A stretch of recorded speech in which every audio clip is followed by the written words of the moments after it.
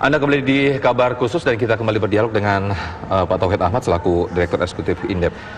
Hingga saat ini bagaimana dampak ekonomi atas merebaknya wabah corona ini atas analisa Anda, Pak Tauhid? Ya, saya kira memang kalau kemarin dalam beberapa hari ini seluruh lembaga pemeringkat atau lembaga dunia itu sudah mengkoreksi pertumbuhan ekonomi dan sepakat bahwa untuk tahun 2020 ini pertumbuhan ekonominya jelas di bawah 2,5, bahkan sampai kalau nanti ke krisis sampai pandemi dan krisis berkepanjangan bisa di bawah 0%. Itu McKinsey sampai menyampaikan itu beberapa hari lalu. Nah, menurut saya memang mungkin kita tidak separah itu karena kita masih punya basis konsumsi yang kuat. Tetapi bahwa penurunan dari pertumbuhan ekonomi kita sebesar 0,3% disampaikan oleh Kementerian Keuangan, menurut saya kita akan jauh lebih parah daripada itu karena pada waktu diumumkan itu pada saat kita belum terhit secara langsung, belum kena langsung. Sekarang sudah terdampak langsung, saya kira sudah jauh lebih besar daripada itu. Artinya apa? Bahwa banyak sektor yang mulai terdampak sekarang langsung. Jasa, hotel, kemudian industri makanan, minuman, transportasi, pesawat udara, semua sudah mulai mengeluh, sudah mulai bagaimana mereka membayar cicilan, bagaimana mereka membayar gaji pegawai dan sebagainya, sambil mereka memikirkan apakah kemungkinan mereka akan melakukan efisiensi, terutama PHK dan sebagainya. Jadi sudah mulai ancang-ancang itu dilakukan karena memang di banyak negara ini tidak bisa berhenti hanya 1 atau 2 bulan. Kalau kita lihat satu jurnal di Inggris itu ini akan selesai sampai bulan Agustus September. Peaknya akan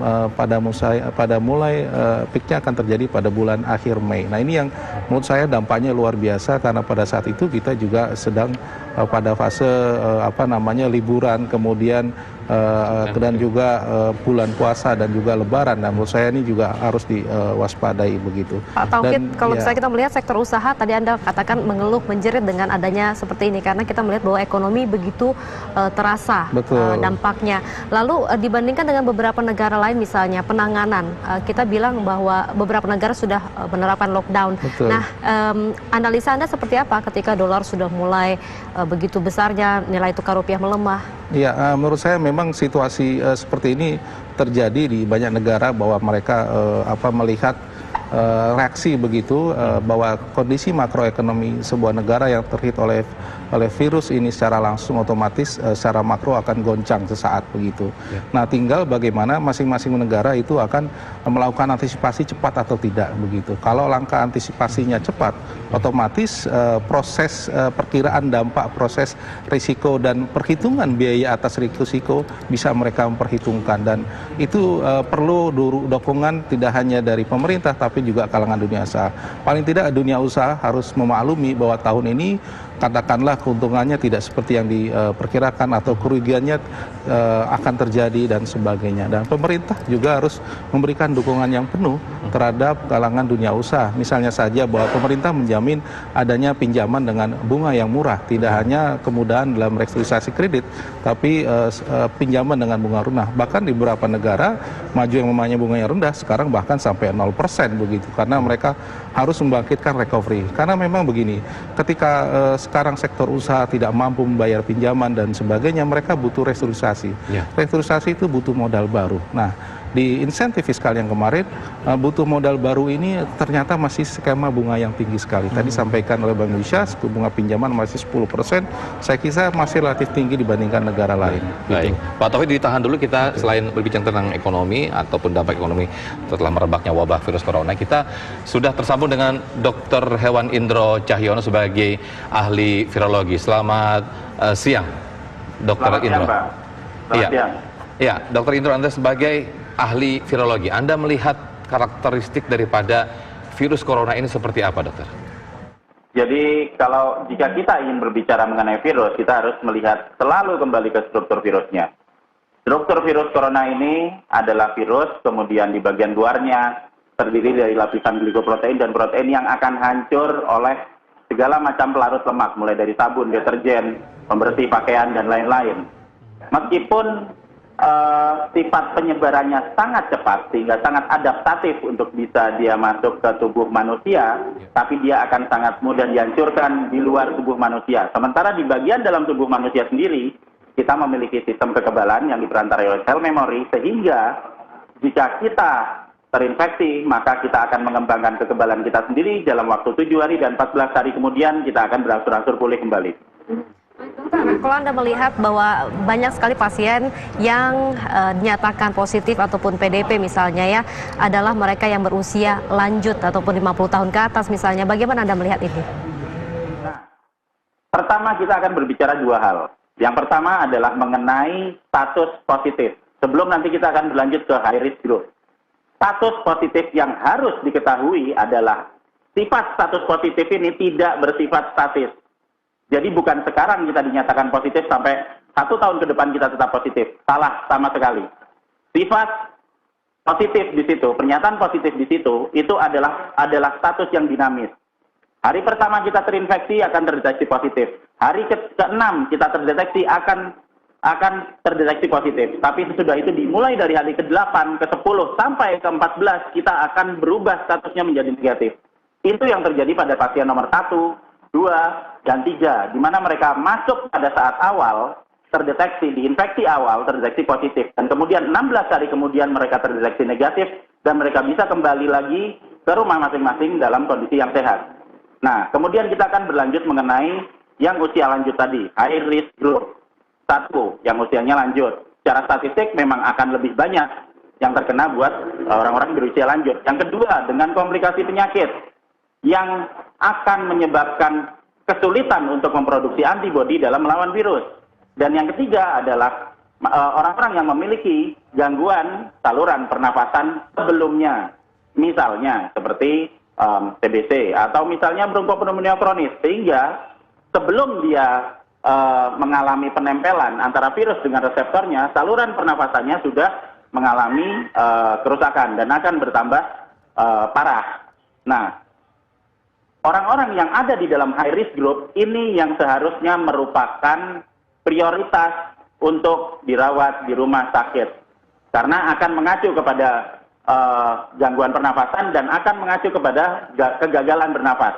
Sekali lagi, high risk group yang seharusnya dirawat di rumah sakit. Tapi kalau ini terjadi pada manusia dengan sistem kekebalan yang normal, atau dengan kemampuan mengembangkan antibodi yang normal, seperti kebanyakan manusia, seperti 97% pasien yang kemudian bisa menjadi negatif dan kemudian menjadi sembuh, maka kita bisa melakukan perawatan kesehatan secara mandiri. Perawatan kesehatan secara mandiri seperti yang dialami oleh pasien 1, 2, dan 3 yang hingga akhirnya negatif. Ini tadi Anda mengatakan virus ini positif berarti dinamis. Artinya di hari-hari sehingga menuju ke hingga hari ke-16, selain dia melakukan kekebalan sendiri, apa yang biasanya dikonsumsi? Mungkin vitamin atau olahraga atau yang lain sebagainya, dokter? Oke. Kita akan melihat dua hal di sini, bahwa setiap virus, setiap penyakit selalu ada di dua lokasi. Yang pertama ada di dalam tubuh, yang kedua di luar tubuh. Yang di luar tubuh, kita bisa menghancurkan virusnya dengan cara apa? Dengan cara membiasakan pola hidup bersih, membiasakan kita sering cuci tangan dengan sabun. Tidak masalah hand sanitizer tidak ada, kita masih punya sabun, kita masih punya pembersih lantai, kita masih punya bahkan pembersih pakaian. Tempat cuci untuk cairan untuk mencuci piring itu juga bisa dipakai untuk apapun yang bisa dipakai untuk menghancurkan lemak, bisa dipakai untuk menghancurkan virusnya di luar tubuh. Sementara yang di dalam tubuh akan bisa dihandle dengan antibodi. Di hari ke-7, antibodi akan keluar untuk melawan apapun yang masuk ke badan kita di hari pertama. Dan produksi akan meningkat sampai hari ke-14. Dan jika kita memberikan vitamin E dan vitamin C 1 butir sehari, maka antibodi kita akan naik 2-3 kali lipat dari produksi antibodi yang biasa diproduksi oleh tubuh kita. Sehingga apa? Semakin banyak antibodi, semakin cepat diproduksi, maka virus akan semakin cepat disingkirkan dari dalam tubuh kita. Itu yang terjadi pada pasien nomor 1, 2, 3, dan mungkin sekarang sedang terjadi proses kesembuhan untuk jutaan manusia yang ada di Indonesia saat ini. Bahwa vitamin E dan vitamin C, dok ya, artinya ini juga efektif dan juga cukup efisien ketika dikonsumsi bagi kita yang sehat. Memperbanyak mengkonsumsi vitamin E dan vitamin C, begitu dok? Betul sekali, betul sekali. Okay. Jadi vitamin E itu fungsinya nanti akan mempercepat produksi sel-sel meristematik. Jadi sel-sel yang sifatnya selalu harus diperbarui. Misalnya apa? Misalnya sel-sel sperma, misalnya sel telur. Sehingga kalau misalnya ada anggapan bahwa nanti kalau kita mau supaya bisa jadi lebih subur, kita harus mengkonsumsi vitamin E. Juga untuk kulit. Dan itu juga berfungsi untuk memproduksi antibodi. Baik, Dokter Indro, kami ingin penasaran juga karena banyak sekali yang menyebar informasi di media sosial bahwa yang berbahaya adalah bukan hanya dari luar tubuh kita ataupun dari dalam, tetapi apa benda-benda yang kita pegang. Nah, dari pantauan pengalaman dokter, dari riset itu berapa lama sih dia berada di satu tempat dan membahayakan buat kita? Oke. Virus memerlukan media untuk bisa bertahan hidup. Virus tidak akan bisa memperbanyak diri di luar tubuh manusia. Dia hanya bisa bertahan hidup saja. Jadi kalau ada 10 partikel virus di luar tubuh, dia tetap akan jadi 10. Nggak akan jadi 100, 1000, atau 1.000.000. Dia hanya bisa memperbanyak diri kalau sudah masuk. Nah, apa yang terjadi di luar? Yang di luar adalah virus membutuhkan media. Dia membutuhkan cairan. Berarti virus itu akan bisa tinggal dalam waktu yang cukup lama. Pertama, di daerah yang gelap, di lokasi yang gelap. Karena dia tidak ada sinar ultraviolet seperti yang dari matahari yang bisa nanti membunuh mereka. Kedua, di tempat yang basah. Semakin basah, medianya semakin cocok, dia akan semakin lama tinggal di situ. Dan yang ketiga, di tempat yang dingin. Semakin dingin, maka dia akan bisa bertahan hidup semakin lama. Kalau kita mau menghancurkan virusnya di luar, maka kita harus melakukan kebalikan dari apa yang diinginkan oleh virusnya. Cari tempat yang terbuka, yang terang. Ultraviolet bisa masuk, dia akan mati kena ultraviolet. Kemudian cari tempat yang kering. Semakin kering, maka dia akan semakin cepat semakin cepat hancur. Dan cari tempat yang hangat. Semakin hangat, maka dia akan semakin cepat juga untuk hancur. Di luar itu, kita masih bisa menghancurkan protein permukaan yang ada di permukaan virusnya dengan cara melakukan semprotan desinfektan. Jadi kalau misalnya kita bisa membuat semprotan pelarut lemak sendiri gitu. Jadi kalau misalnya ada virus, saya bersihin, kemudian di meja ada. Kalau mejanya didiamkan aja, kemudian nanti ada bekas cairan dropletnya, bekas bersin saya di situ, ya dia akan tetap ada di situ. Karena dia dilindungi sama cairan. Tapi kalau kemudian disemprot, atau kemudian dilap, bahkan bisa dilap pakai sabun, bisa pakai pembersih lantai, bisa. Pakai apapun yang kita pakai sehari-hari di dalam rumah tangga kita, itu bisa. Nah, begitu kita lap, tunggu 3 menit, dia hancur semuanya. Kalau nggak dibersihin, ya akan bertahan lama. Kalau dibersihin, 3 menit hancur. Nah, itu berapa lama, Dokter Indro? Ketika kita ada orang bersin ataupun orang batuk, yang itu mungkin tidak ditutup, dan kita tidak segera mengelapnya langsung, itu berapa lama bertahan si virus itu, Dok? Tergantung di kondisi lingkungan. Kalau kondisi lingkungannya tambah jorok, nggak pernah dibersihin, yang dari kemarin-kemarin biasanya nggak pernah dibersihin, ya dia akan bertahan lama. Jadi yang jadi permasalahan di sini adalah bukan seberapa lama virusnya bisa di situ, tapi seberapa ingin kita supaya virusnya itu cepat hancur. Kalau kita ingin virusnya cepat hancur, secepatnya dibersihkan, secepatnya dilap, secepatnya kita melakukan pola hidup bersih. Dokter Indro, untuk media penyebaran virus misalnya kalau di gagang pintu, di kaca, apakah sama walaupun media ini berbeda?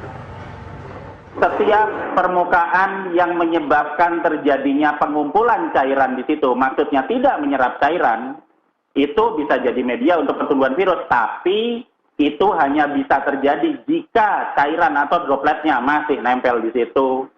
Kalau dropletnya nggak ada di situ, kalau kita bersihin, ya langsung hilang, hancur dalam 3 menit. Nah, kalau misalnya kita ada pegangan pintu nggak pernah dibersihin, atau mungkin kita bersihinnya 1 bulan sekali, ya jelas banyak virusnya. Dan itu nanti yang ngumpul di situ bukan cuma virus corona aja, berbagai macam virus sekalian, bakteri sekalian akan tumbuh di situ. Ya, dan ada yang menyampaikan bahwa sebetulnya ketika kita sehat tidak perlu menggunakan masker. Nah, kondisi saat ini yang semakin jumlah pasien positif COVID-19 semakin banyak. Apakah yang sehat juga akhirnya harus menggunakan masker atau yang sehat cukup tidak menggunakan masker, dokter? Oke, pemberian masker ini adalah opsional. Pemakaian masker opsional. Kalau kita mau memakai masker, oke, kita bisa memakai masker. Tapi yang paling utama pemakaian masker adalah untuk orang-orang yang sudah terlanjur sakit dan terpaksa keluar. Kenapa? Karena sumber penularannya itu kan dari bersinnya. Jadi harus ditahan dari sumber awalnya supaya bersinnya nggak melebar kemana-mana. Nah, sementara kalau misalnya kita yang sehat, apakah kita harus pakai masker? Kalau mau pakai, nggak apa-apa, nggak masalah. Tapi coba dibayangkan jika ada orang yang terinfeksi misalnya, kemudian bersin dekat kita, dan kita pakai masker. Masker akan melindungi, hidung kita dari percikan dropletnya. Tapi kalau dropletnya kena ke baju kita, kemudian nanti pas waktunya kita mau ganti baju, kita ngangkat lagi bajunya ke atas dan kemudian kena hidung kita, ya sama aja. Sehingga yang diperlukan apa? Yang diperlukan adalah bagaimana caranya supaya kita meminimalisir resiko sebaran droplet dari orang yang kemungkinan terkena ke badan kita. Dengan cara apa? Ya kita menjaga jarak. Social distancing itu cukup efektif karena kita tahu droplet dia menyebar di radius 1,5 meter. Ya kalau misalnya ada yang kira-kira sakit kemudian bersin, ya kita cari jarak lebih dari 1,5 meter, 2 meter bisa. Tapi kalau misalnya ternyata kita tidak sakit dan dalam kondisi sehat, ya menurut saya tidak ada masalah apa-apa. Ya dok, sekarang kan sedang digalakan orang untuk bisa membuat sendiri hand sanitizer. Bagaimana, apa saja kandungannya yang aman, atau kembali yang Anda katakan tadi, cukup pakai sabun tangan ataupun sabun mandi saja? Yang mana yang bagus ini dok? Oke, kembali lagi ke situ. Kita akan kembali ke sifat virusnya. Sudah banyak sekali penelitian, kita juga bisa browsing jurnal yang ada, bahwa glikoprotein itu akan hancur dengan banyak pelarut lemak. Mulai dari sabun biasa, mulai dari sodium, natrium hipoklorit yang ada di pembersih pakaian, itu juga bisa. Terus kemudian mulai dari cairan fenol atau kresol yang ada di pembersih lantai, itu semuanya bisa dipakai. Jadi kita tidak usah terlalu terpaku pada bahwa harus ada satu macam produk ini atau harus ada satu komponen tertentu yang bisa dipakai untuk menghancurkan virusnya. Hampir semua pelarut lemak bisa dipakai. Dan jika kita ingin mempelajarinya lebih lanjut, ayo kita sama-sama mempelajari. Di situ ada ratusan sekali jurnal yang bisa dibaca mengenai efektivitas dari setiap konsentrasi pelarut lemak yang ada untuk membunuh virus beramplop termasuk COVID-19. Berarti saya konfirmasi lagi, tidak harus mesti mengandung alkohol ya Pak? Artinya bahkan sabun pel sendiri ketika dicuci untuk digunakan untuk tangan masih aman begitu ya Pak ya? Betul sekali, betul sekali. Tidak harus alkohol. Kalau ada ya bagus, kalau tidak ada nggak usah khawatir. Kita bikin sendiri, pakai sabun bisa. Kita bikin sendiri, bahkan pakai cairan pelarut buat untuk nyuci piring itu kan jelas dia bisa untuk melarutkan lemak. Diencerkan ya kita pakai sendiri juga bisa dipakai. Sama sekali tidak masalah. Baik. Dokter Indro, pertanyaan berikutnya adalah ketika seseorang dinyatakan misalnya dari positif kemudian negatif, tapi tiba-tiba ada positif lagi. Ini terjadi di beberapa negara, dok. Apa yang menyebabkan demikian? Oke, sekarang kita tadi sudah mempelajari mengenai dinamisme dari status virus di dalam tubuh kita. Pada saat kita terkena pertama kali, maka hari pertama, kedua, ketiga, keempat, kelima, mungkin kita terdeteksi positif. Kenapa? Karena masih ada virusnya di dalam tubuh kita. Kemudian di hari ketujuh, antibodi mulai diproduksi. Masih mungkin terdeteksi positif. Tapi pada saat antibodi sudah mulai dikeluarkan untuk nanti menetralkan virus yang ada di dalam tubuh kita, maka status kita dalam waktu 2 minggu akan berubah menjadi negatif. Nah, sekarang pertanyaannya, jika orang yang sudah pernah terkena infeksi virus kemudian keluar lagi dari rumah dan jalan-jalan menuju ke keramaian, dan di mana di keramaian itu ada sangat dimungkinkan terjadinya paparan virus, pertanyaannya apakah kalau ada orang yang sudah pernah terkena virus kemudian dia keluar, apakah dia bisa terkena paparan virus lagi? Jawabannya ya, bisa kena. Tapi orang yang sudah pernah kena dan dia sudah memiliki data di sel memori yang kemarin dimasukkan dalam waktu 7 hari, jika terkena kembali maka antibodinya akan keluar dalam waktu hanya 24 jam, bukan 7 hari. Sehingga orang yang akan terkena kembali, reinfeksi kembali, jika diambil positif, ya benar positif. Hari pertama, hari kedua diambil positif, benar positif. Hari ketiga, keempat, kelima dia sudah negatif. Jadi, baik, Dokter Indro, penyebab orang yang ketika dinyatakan positif lebih berbahaya ketika dia punya histori penyakit yang misalnya pneumonia atau hipertensi, ini risikonya jauh lebih tinggi, betul demikian dok? Betul, makanya mereka termasuk ke dalam grup dengan risiko tinggi, high risk group. Dan kalau kita mau melakukan pencegahan untuk mengurangi mortalitas atau fatality, ya kita harus secepatnya mengidentifikasi mana keluarga kita yang bisa dimungkinkan terjadi atau masuk ke dalam high risk group, dan kita bisa melakukan pencegahan. Apakah selama social distancing ini berlaku, mungkin lebih baik di rumah dulu karena punya potensi besar kena. Tapi buat yang lain Ya saya harapkan kita juga sama-sama menjaga supaya kita tidak terinfeksi. Tapi bukan berarti bahwa kita harus panik. Tidak. Baik, itu salah satu himbauan untuk kita semua agar tidak panik. Terima kasih dokter atas waktunya. Mudah-mudahan wabah virus ini segera berakhir. Terima kasih Pak. Ya, selamat siang.